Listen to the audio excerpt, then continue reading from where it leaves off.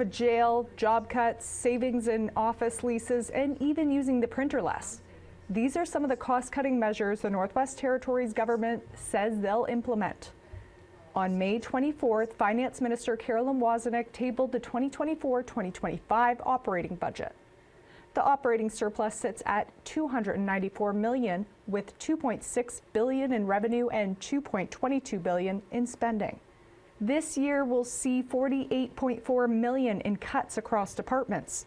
As with the last few budgets, the NWT is creeping closer to the debt ceiling. Total debt is expected to reach $1.6 billion. That's just shy of $1.8 billion cap they can receive from the feds. So where will all the savings come from? One way of saving $2.7 million is with the closure of the men's jail in Fort Smith, which had more staff than inmates. The building may be repurposed into a wellness center. But they're all very well trained. We don't want to lose people. And it's an opportunity when you have multiple Indigenous governments from every region asking for the opportunity to have a greater lead, to look together and say, we have this wonderful piece of infrastructure. We have staff. It's being underutilized right now, and public dollars are being put towards it in a way that's not effective or efficient, and yet there's a huge need.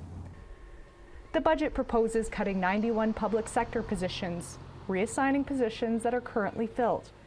Other cost-saving measures proposed: $1.6 million in saving from infrastructure leases, $900,000 from discontinuing a midwifery expansion program, and $300,000 in printing costs. The minister also commends input from 900 public servants who submitted more than 1,800 suggestions on how to increase efficiency and revenue.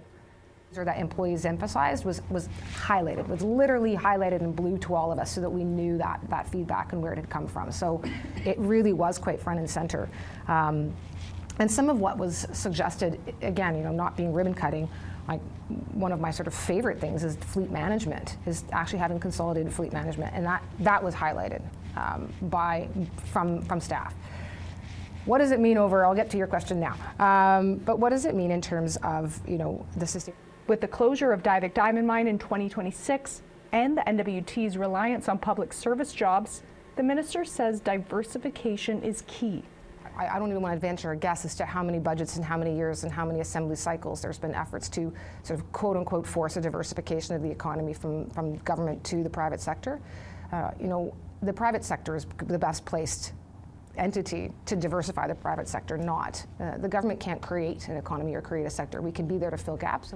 Wozniak says more money into housing will help attract and maintain workers. The budget cites diversification with new money for resource extraction projects, commercial fishing, tourism, and film. MLAs will discuss the proposed budget and vote before the end of spring session on June 13th. Charlotte Morritt-Jacobs, APTN National News, Yellowknife.